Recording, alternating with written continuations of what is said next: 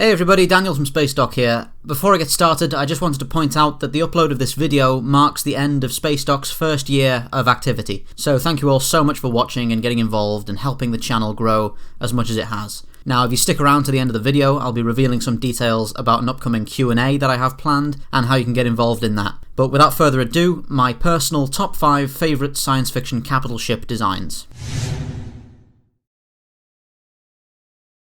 In 5th place, I've got the Venator class Star Destroyer from Star Wars. Now, this is a design I've always been a huge fan of. It's a flawless adaptation of the classic Star Destroyer design into a carrier role. The way the dorsal spine of the ship opens up to reveal the launch bays is just inspired, and it never fails to look fantastic on screen. The Venator is a crucial part of the Clone Wars era Republic aesthetic, which I think is pretty excellent across the board, and the style really demonstrates how a more Sith-inspired, intimidating space frame was working its way into mainstream use. I'm a big fan of the ship's twin bridge module, one for starfighter coordination, one for primary ship functions, and when the ship is flanked by light cruisers and frigates with squadrons of V-19 Torrents and ARC-170s flying patrols around it, it really makes for one of the best images of a proper battle group in the Star Wars fiction, and a defining picture of the Clone Wars era.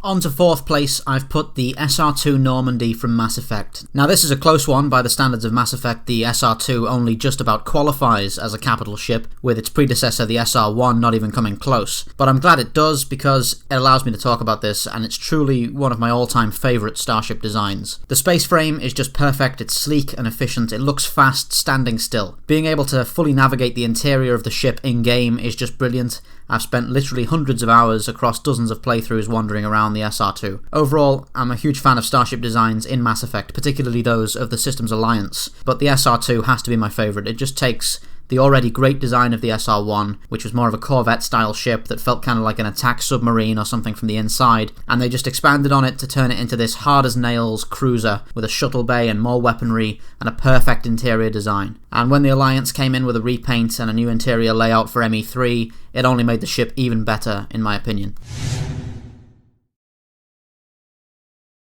Okay, in 3rd place, I've got the fantastic BC-304 Daedalus class from Stargate. Now, I just love this kind of design in starships. If it's ironclad grey with little spinning radar dishes and black and yellow hazard lines around the hatches, I'm probably going to love it. I can't get enough of that kind of real-world naval design applied to spacecraft. The whole frame of this ship just looks fantastic. It's a perfect multi-function design. It's got the 2 big launch bays for F-302s, which are one of my all-time favourite sci-fi fighters, and the rows of VLS missile tubes and railgun batteries just make the whole thing look exactly as tough as it is. I really like the bridge of this ship and its interior design. I love seeing the translucent tactical plots and displays with call signs for pilots arrayed down them. It just makes it all look like a real-world aircraft carrier with all the sci-fi tech layered on top. And I've said this about Stargate before, but I'll say it again, the very best thing about the SG franchise is that everything can be traced back to some episode where it was discovered or developed. So you really get the feel like you're watching the growth of a spacefaring civilization. So when they finally get these badass ships, you can look at them and see all the inspiration from their previous ships, all the histories and backstories of every reactor on the walls, every sidearm in the armory. You can look at any piece of this ship and say, I remember the season 2 episode where they found the metal that's made out of, or something to that effect, and that is just fantastic.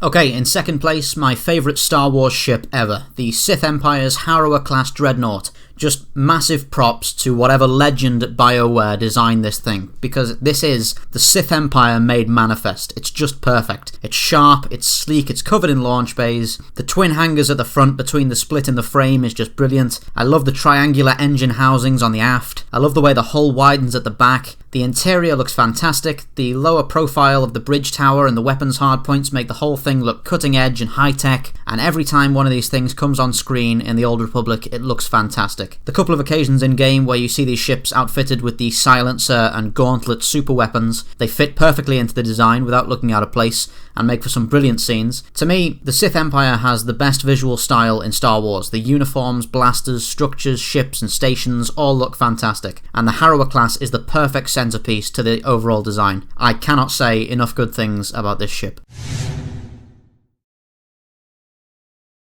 Okay, here it is, first place, the Mercury-class Battlestar from Ron Moore's BSG. This, to me, is just the best-looking fictional spaceship ever put to screen. It's just perfect. I love the Galactica, but to me, she doesn't even come close to challenging the Mercury-class. The ship looks tough as old boots, it's huge and thickly armoured, with that angular bow section that looks like the head of a giant metal alligator, and the rest of the ship looks just as good with the massive engine cluster at the aft and the fantastic inverted flight pod design. It's a good thing the Pegasus never truly came to blows with the Galactica in the show, because honestly I can't see the Galactica lasting more than a few minutes, no matter what Adama managed to come up with. The Mercury's got a pair of huge high-yield batteries laid into the nose. We've seen them perforate the central spine of Cylon base stars, just tearing them to ribbons, and that's not even mentioning the 34 cannon batteries spread across the ship and the enormous complement of Mark 7 Vipers. Okay, spoilers for Battlestar Galactica coming up, so turn off now if you're not interested in getting this spoiled, but for pity's sake, what happened at the Battle of New Caprica? I should do a video on this at some point explaining how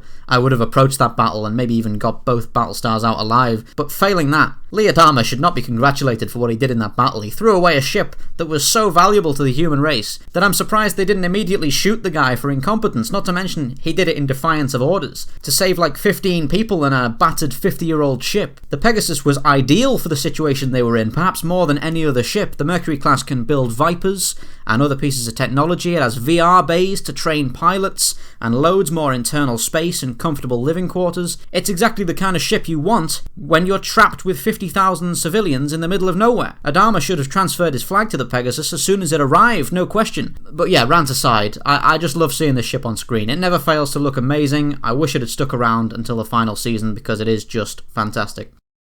So there it was, my personal top 5 capital ship designs. Now, I'll just give you the quick lowdown on this Q&A. I'm planning to answer the questions in a video that will be uploaded on the 20th, so if you're watching this on release day, you've got a week to come up with questions. If you're a Patreon supporter, you can find a post on the Patreon page that you can put your questions on, and they will be prioritised above all others. If you're not a Patreon supporter, you can send your questions to the Spacedock Facebook page, the Spacedock Twitter, that's at SpacedockHQ, or the Spacedock subreddit. But be sure to amend hashtag Spacedock Q&A to your question, so I know that it is for the Q&A. If your question doesn't make the cut, I apologise in advance, but I'll see if I can move missed questions to later Q&As, or failing that, simply respond to them on social media. Just to remind you all, the questions for this video should not simply be video requests. If you have a ship you want to see covered, I'd encourage you to leave it in the YouTube comments or on the subreddit request thread. This Q&A is for specific questions about ships or sci-fi series or my own opinions on matters within the genre. Thank you all for watching, and I hope to be answering some of your questions next week.